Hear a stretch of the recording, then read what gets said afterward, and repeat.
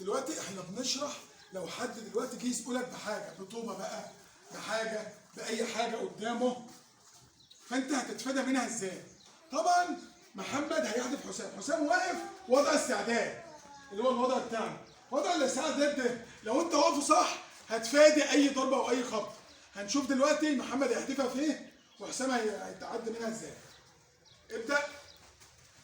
حلو حسام، تاني هاتها في وشه، انا اللي بقول لك اخبطها في وشه. حلو حلو حسام قوي، تاني كمان واحده في وشه. برافو حسام، بدل. هو نفذها حلو، عايزك تنفذها احسن مني وانت هاتها في وشه.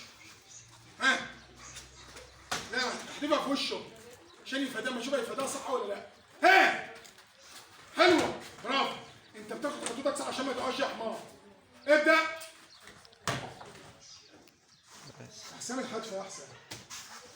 اه فعلا عشان تاخد خطوتك صح. انا هحدفها في كده ما تخافش. جت فين؟ عشان ما كانتش الخطوه صح. حلو. بس